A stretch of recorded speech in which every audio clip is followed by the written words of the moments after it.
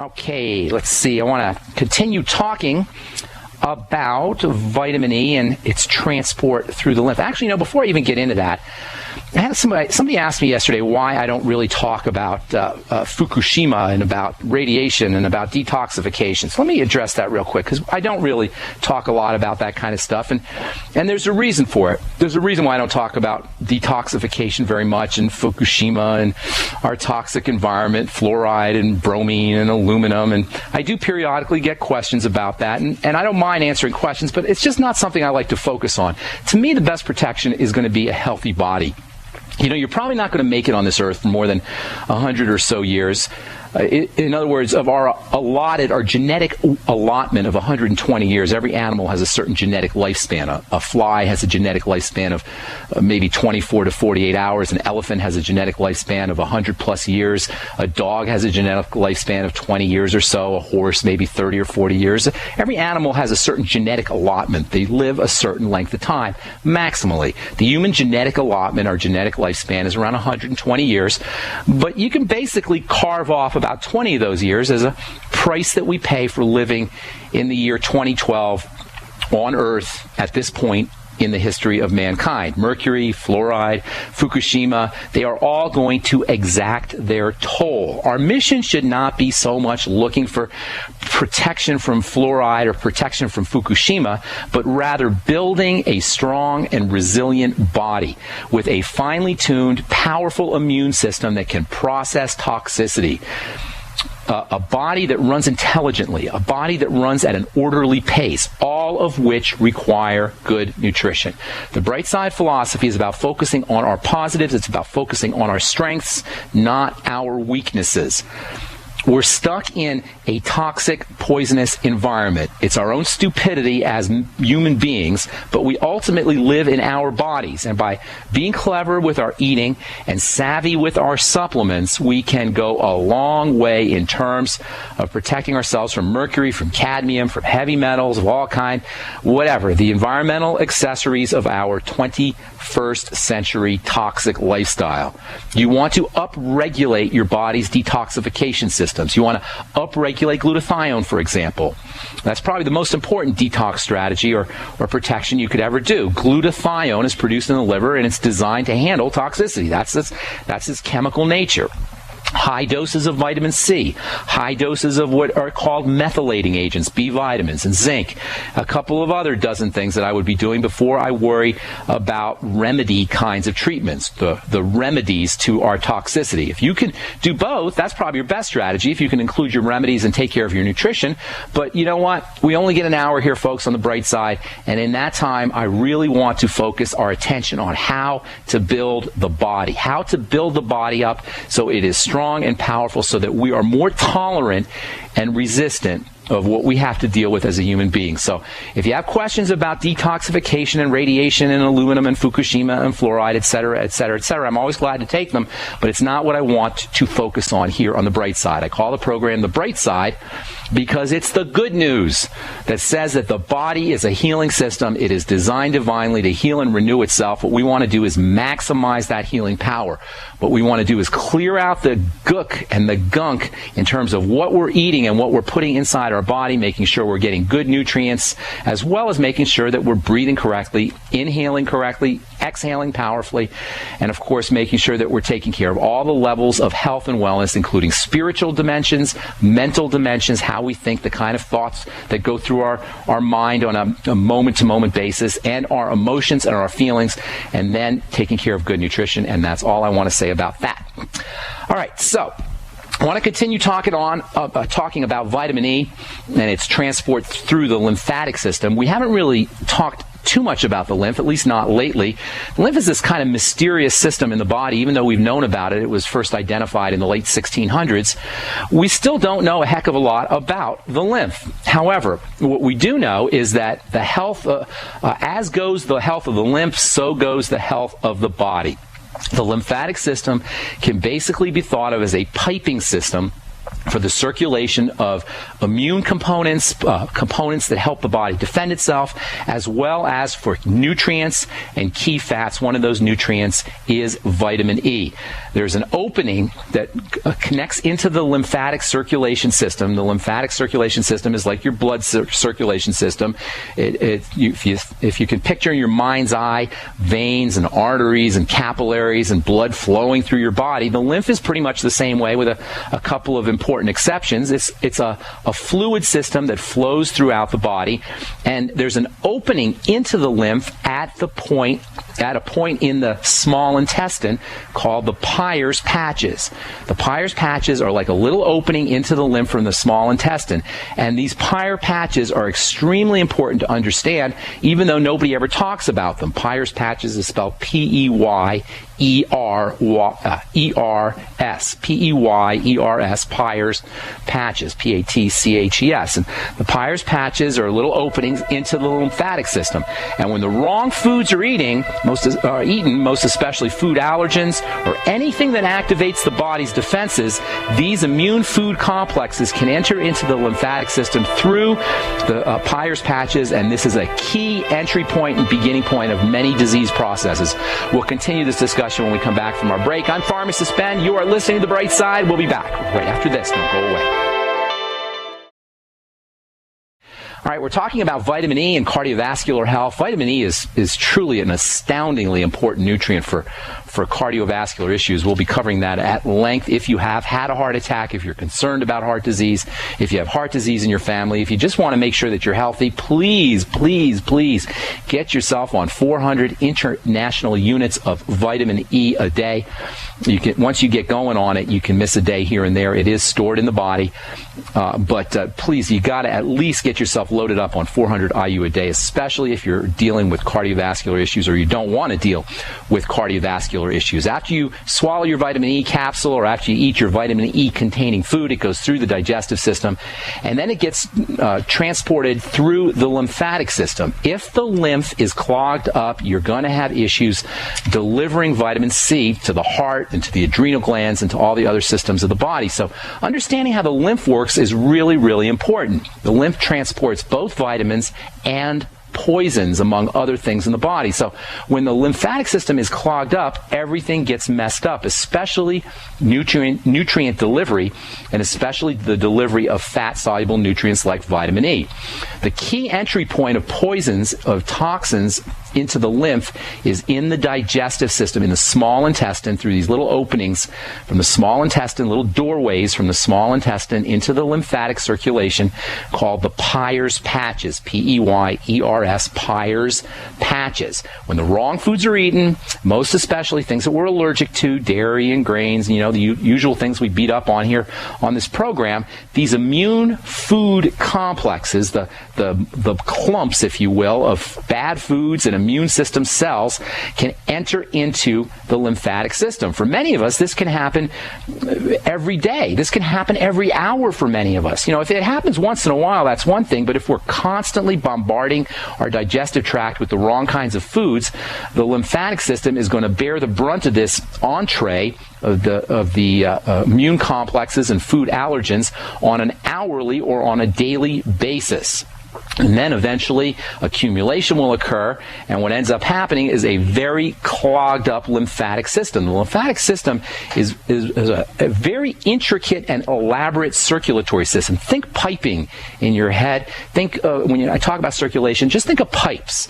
And what ends up happening, the pipes get clogged up. If you want a graphic representation of what a clogged up lymphatic system is, all you got to do is think about one of the most common childhood surgical procedures, which is the way the medical community handles a lymphatic system that is so clogged up with digestive and immune cell crap that it can become a source of bacterial infection that ends up blocking your kid's airways. What does the medical community do? Well, they yank the thing out. That's called a tonsillectomy. A tonsillectomy, which is as controversial as it has become over the past few years, is still considered to be one of the most common surgical procedures performed in kids. kids, a tonsillectomy is the removal of a part of the lymph system. The tonsils are a part of the lymphatic system. And over time, as our children eat the crappy standard American diet that most kids are eating, what happens is the lymphatic system becomes clogged up. And the tonsils, being part of the lymphatic system, get so clogged up that they can actually block airways. When surgeons remove tonsils, they got to be very careful because pus and gook and white blood cells and infectious material comes out of the tonsil, just like a boil or just like a cyst. In fact, a boil and a cyst, those are other manifestations of lymphatic congestion. So if you've ever seen the inside of a cyst or a boil, that is in large part the graphic representation of what I'm talking about when I talk about lymphatic congestion. Think of a boil, think of a cyst, think of the pus that comes out of there, and that's pretty much what lymphatic congestion is about. When this happens, not only does lymph become a breeding ground for infectious bacteria, but it can also impede the transport of nutrition, especially fat-soluble nutrients, especially vitamin E. This is really problematic because if you have issues with your digestive system or malabsorption of fats, you're not absorbing your fats correctly, or if you have bile problems, or if you have gallbladder problems, you actually need more vitamin E than someone who doesn't have health issues, and you are going to be especially compromised around vitamin E absorption and vitamin E transport through the lymph. Probably the most important thing you could do to improve lymphatic health, in addition to, of course, not putting the poison in there in the first place through the digestive system. And by the way, dairy is especially problematic because of its fatty nature. The lymphatic system processes fats as well as poisons and nutrients. So dairy is an especially problematic lymph food, although any food allergens can cause an issue.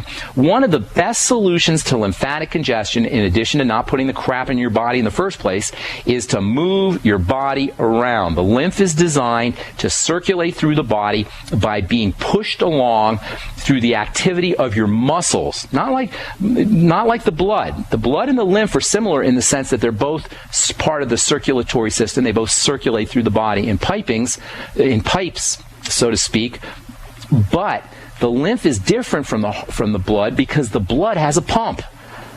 Heart pushes the blood through the circulatory system. The lymphatic system does not have a pump. We are the pump. Our bodies, our muscle system is designed to be the pump. As we move our body around, the muscles push fluid through the lymph. So if you're concerned about lymphatic congestion, if you have a history of lymphatic symptoms like boils or cysts or your tonsillectomy, your kid had a tonsillectomy, had his tonsils removed, if there's food allergies present, if you have any reason to believe that your lymph may be congested, get a rebounder. A little mini trampoline and get on there while you're watching TV. Just jump up and down for a couple of minutes a day. Take brisk walks. Play basketball. Play tennis. Go for a regular swim.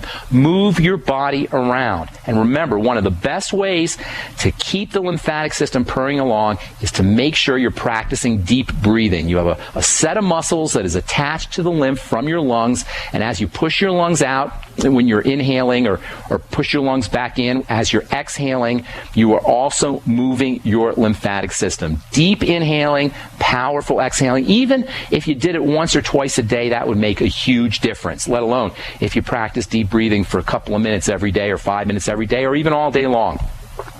So anyway, after vitamin E is taken into the body, it comes into the digestive system. It goes from the small intestine into the lymph. It's an oily substance. It doesn't float around in watery fluid, so it has to be wrapped around with a little fatty bubble. The body's divided into an oil compartment and a fat compartment. If you're taking in an oil-soluble or a fatty nutrient, that fatty nutrient cannot float around through the water of the body. It has to be wrapped around in a bubble. That's what a lipoprotein is, and when you hear about LDL and HDL, that's what we're talking about, really, are these little bubbles. We'll continue this discussion when we come back from our break. I'm Pharmacist Ben. You're listening to The Bright Side. Our number is 866-582-9933. We'll be back right after. We We are back on the bright side. Thanks for joining us today, friends, talking about vitamin E and the cardiovascular health and the lymphatic system. If you suspect that you got some clogged up lymph, if you have boils and cysts, that's one sign that you may have some lymphatic congestion. If you suspect that might be a problem, if you've had issues around fat malabsorption, that's another clue that you may have some lymphatic congestion. Get yourself a rebounder. Get yourself to the gym once in a while, even taking a brisk walk or walking up the stairs instead of taking the elevator. These are all ways that you can help circulate the lymph.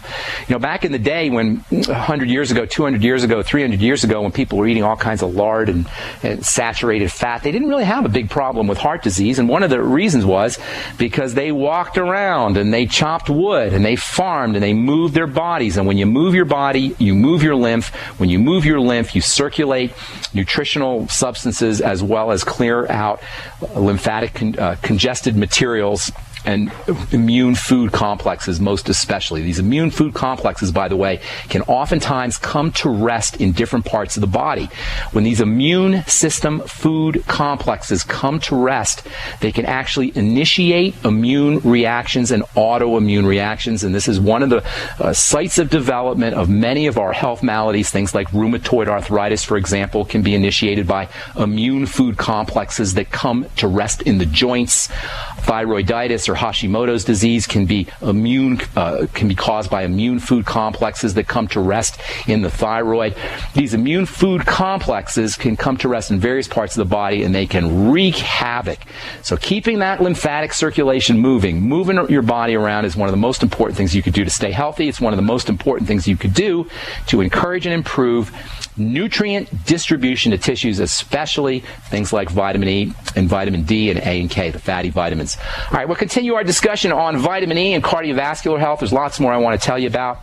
LDL and HDL, these lipoproteins that can surround vitamin E. Do you know LDL is not just for cholesterol? LDL is also for vitamin E, and LDL does not just transport cholesterol through the body, it also transports vitamin E. And this is a very interesting, one of the more interesting mechanisms in the body, how fatty vitamins are transported through the body. We'll talk about this tomorrow, but we got a bunch of folks who want to talk to us on the line at 866-582-9933. So without further ado, let's take our first phone call. Kara in Texas, what's up? Kara? Do we have Kara? No Kara. We lost Kara. Okay, John then. Let's go to John in New York. Hi, Mr. Fuchs. Greetings. Hi, how are you? It's good to speak with you. I just wanted to quickly tell you a couple of things. First, I've had wild success getting on the Beyond Tangy Tangerine. I've been transcribing your notes very, very faithfully to make sure I don't miss a beat, and trying to employ as much as I can of everything you say. And I've managed to get rid of some skin issues of my own, which I've had for a couple of years after sorting things out. So, yeah, that's been great. Awesome. Really, my main question today is, I've been trying to get my wife into the supplements too, and she's, she's a little bit tough on, she's skeptical and all, and she's been having a really bad time. I imagine it's with the essential fatty acids. We've been taking these flaxseed oil caps, and the other day she had some flax oil, straight up organic flax oil in her protein in her post-workout shake. And boy, she's been having a very bad digestive turbulence and liquid stool, and she's been miserable, and she's about to dump the whole program. And I want to see it. Okay. That's all good news, by the way. Everything you're saying is really good news, because now we can kind of pinpoint where we need to be. Whenever you have a digestive issue, especially a digestive response to something, as unpleasant as that may be, that's actually good news, because that allows you to target specific areas of the body and specific foods. So, for example, what's in her smoothie that when she has these digestive issues, what are you putting in the smoothie specifically? Everything. Do you know? Up until recently, before we got the raw flax oil, which we put a tablespoon, we were using 2 scoops of protein, about 40 grams right there. What kind of protein, John? Designer Whey, which is, I think I know it is. Okay. So here's the thing. Malabsorption, she sounds like everything you're describing sounds like a classic case of malabsorption. Now, it could either be malabsorption of protein, it could be malabsorption of fats, or it could be both. And there's no way to know until you test things out. So what you want to do is you want to just take the straight whey protein, put it in water, drink it down, and see what happens. If she's okay, then it's not the way. Then you take the fats and do a whole bunch of fats, and I suspect, it sounds to me like it's going to be a problem with the fats. Have her do a whole bunch of fats and see how she feels. If she's not okay, then you know you got an issue with fats. Now, I don't know how long you've been listening to this program, but fat malabsorption is something we talk about a lot, and it's very common, and it is not a good thing. In fact, it's one of the easiest ways to shorten your life is to have a problem absorbing fats, because that means you're not absorbing your fatty vitamins, you're not absorbing D, E, A, and K, and you're not absorbing essential fatty acids. For a woman, that is a recipe for disaster. For everybody, it's a recipe for disaster, but especially for a woman, because of how women's hormones fluctuate. Let me tell you about essential fatty acids' relationship to hormones. You can't have optimal hormone activity if you have no essential fatty acids present. Essential fatty acids get converted into something called master hormones. And these are hormones that regulate all the other hormones. If you're a biochemist out there, what I'm referring to is eicosanoids, but you don't have to worry about the technical name if you're not involved with biochemistry. Just think of these things as master hormones. The master hormones regulate the potency of all the other hormones. That means if you're not absorbing essential fatty acids, when you start to go into perimenopause or menopause, you are going to have a miserable, miserable time. So correcting fat malabsorption problems is very important. So here's what you're going to want to do. Number one, get yourself on digestive enzymes that contain, or get your wife on, if this is indeed, by the way, John, if it is the fats, I mean, it sounds to me like it is, get her on digestive enzymes that contain lipase and bile salts. And with the smoothies, have her take down 2 or 3 or even 4 or 5 digestive enzymes. There's a substance called lecithin, that you probably heard of, Lecithin. Lecithin is an amazingly helpful nutritional component. I don't want to say it's a supplement. It's kind of a nutritional food that can help with, actually dramatically help with fat absorption. Have her do a teaspoon of lecithin in addition to taking her digestive enzymes with her smoothie. Then she needs to take in precursors to bile, things that help build bile. Choline, choline, is a B vitamin-like substance that can help with bile production, and she can also take in bile salts. Look for a digestive enzyme that contains bile salts, B-I-L-E, bile salts, or she can actually take straight bile salts. You can either get a digestive enzyme that contains bile salts, or she can take in straight bile salts. And then last but not least, if there is a problem absorbing fats, that means she's not going to be able to get the valuable components out of vegetables. And these valuable components, they're called phytonutrients, tend to be fatty. Even if you look at a piece of broccoli or a piece of celery and it doesn't look like it has a lot of fat in it, there is fat in it, and the phytonutrients are partitioned into the fatty sections of the broccoli and of the celery. And if she's having a problem absorbing fats, that means she's not going to be getting these nutrients out of the vegetables. So take the digestive enzymes and the lecithin and the choline with your veggies and actually put essential fatty acids on top of the veggies. And if you use a little bit of heat, that can help release some of those phytonutrients. All right, I want to continue this. I hope you can stick with us, John, because this is very interesting. Hang tight. If you want to get on board. All right, we're back. I am nutritional pharmacist Ben. Thanks for joining us today, friends. 866-582-9933 is our number. John in New York, are you still there, my friend? Yes, sir. John still? All right, so I would treat that as a classic malabsorption issue. Don't dump the nutritional supplement program. These are all reasons why you want to be on a nutritional supplement program. Digestive enzymes, lecithin, bile salts, the B vitamin-like substance choline, amino acid taurine. All of these can be very helpful for fat malabsorption issues. Now, if it is a protein malabsorption issue, which can happen, you want to think about acidifying the stomach using betaine, B-E-T-A-I-N-E, HCl, in addition to digestive enzymes. So if it's protein malabsorption, which it may be, although it sounds to be more like a fat problem, or it could be both, I suppose, digestive enzymes and acidification of the stomach with betaine hydrochloride, if it is and with meals. And by the way, with digestive enzymes, you sometimes need to take a whole bunch of them. Just because 1 or 2 digestive enzymes don't work doesn't mean that 4 or 5 won't. So you may want to try upping the enzymes if you don't get the results you want want from a couple of them.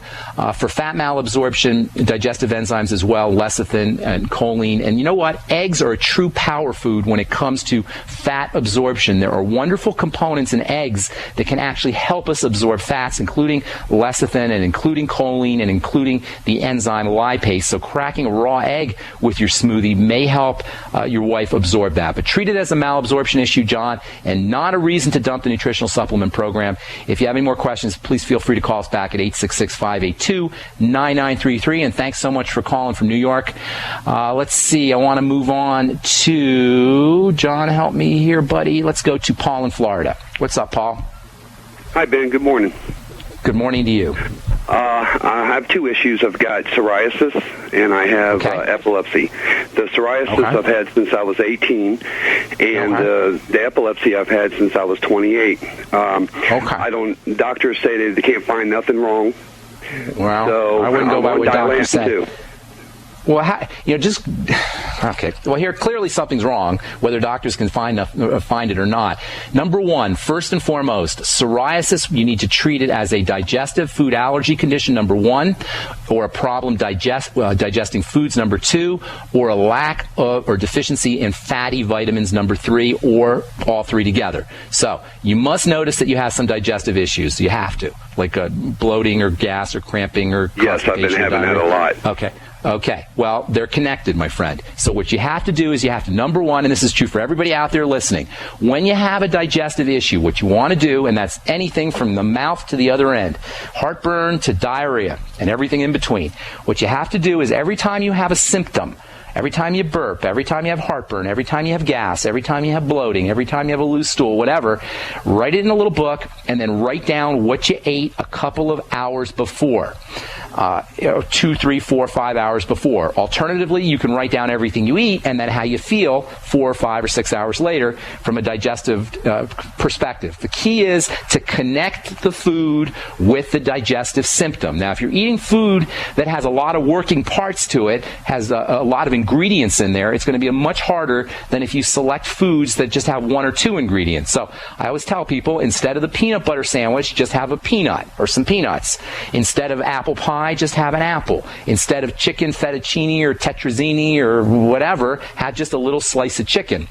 That way you can isolate the specific symptom with a specific type of food, and then you're going to need to eliminate those foods. Secondly, get yourself on the best probiotic supplement you could find. And if John in New York is still listening, I forgot to mention that to John for his wife. Get yourself on the best probiotic supplement you could find. Probiotics are also known as good bacteria. And these are little bacteria that live in the colon and help you digest your food. In fact, they're critical for digesting food. They're critical for digesting fats. They're critical for producing vitamins. They literally make vitamins for us to use, B vitamins and vitamin A and other vitamins. So getting yourself on a probiotic supplement can make a huge difference for you, Paul. And I wouldn't spare no expense on the probiotic. And just like with digestive enzymes, where sometimes you need to take 4 or 5 or 6 or 7 instead of 1 or 2, same with probiotics. Take as many as you need until you start to notice some relief. So correct any kind of, or eliminate any kind of foods that are causing digestive problems. Get yourself on digestive enzymes with all your meals and get yourself on a probiotic supplement. Now, the skin is very receptive to fatty vitamins, especially vitamins A and D. In fact, vitamins A and D are incredibly important for treating psoriasis. Now, you're not going to get the advantages of the A and D if you still have digestive issues, so you got to work on the digestive system, but then get yourself on 20,000 international units of vitamin A and 5,000 or so international units of vitamin D3, in addition to taking in some cod liver oil or krill oil, both of which are good sources of not only essential fatty acids, but also vitamins A and D. Now, you're in Florida. Get yourself out in the sun. Please do not be a heliophobe. Paul, or anybody listening, don't be afraid of the sun. We need the sun. The sun is your friend. How did we let the medical people bamboozle us into being terrified of the sun? We grew up in the sun. We heal in the sun. The sun is powerful medicine. And oh, by the way, doesn't doesn't everybody feel better when they're out in the sun? Have you ever noticed how much better you feel when you get 5 or 10 minutes or 15 minutes of straight sunshine? Especially if you have psoriasis, it's incredibly healing for psoriasis, not only because it's the sun and ultraviolet radiation can be helpful for the healing process, but also because it helps stimulate the production of vitamin D, and that's really the best way to get your vitamin D. So you need to correct digestive problems, probiotics, digestive enzymes, get some sun, 20,000 international units of vitamin A a day, around 5,000 international units of vitamin D3 a day. Make sure that you're laying out in the sun and get yourself some essential fatty acids from fish oil or from krill oil, and then you might want to also throw in omega-6 fats as well as omega-3 fats from flax. And let me tell you something, Paul, if you do absolutely everything I said right now, I just listed for you in the last couple of minutes or so, your psoriasis will be gone forever. Forever. One of the neatest things about the skin is it turns over very rapidly. Skin cell turnover time is around 4 to 8 weeks, which is pretty darn fast, which means that if you have psoriasis today and you start to employ all the things we just talked about, in 4 to 8 weeks, you never have to have psoriasis again, and I get lots of letters from people who complain about psoriasis. As far as the epilepsy goes, you want to work on something called the ketogenic diet. And we talked a lot about that a couple of weeks ago. You may want to go back to the archives. Basically, the ketogenic diet is a diet that includes generous amounts of fats, good amounts of protein, and little to no refined carbohydrates or sugars or anything that the body can use to burn for energy. Low carb, high fat, high protein. It's called the ketogenic diet. In addition, make sure you're taking those essential fatty acids. They'll help you with your psoriasis, and they'll help you with your brain. Make sure you're getting enough B vitamins. B vitamins are incredibly important for brain health. Get yourself on the Beyond Tangy Tangerine. It's a great way to get liquid B vitamins. And the B vitamins, because they're water soluble, the best way to take them is with lots of liquids. So make sure you're drinking your Beyond Tangy Tangerine, taking your essential fatty acids, getting on the ketogenic diet, which is low carbohydrate, high fat, and a good amount of protein. And you don't have to have epilepsy, by the way, to benefit from the ketogenic diet. The brain loves ketones. Ketones are great for muscle building, and your heart can run on ketones as well. So the ketogenic diet is great for all of us. Thanks so much for calling, Paul. Appreciate it.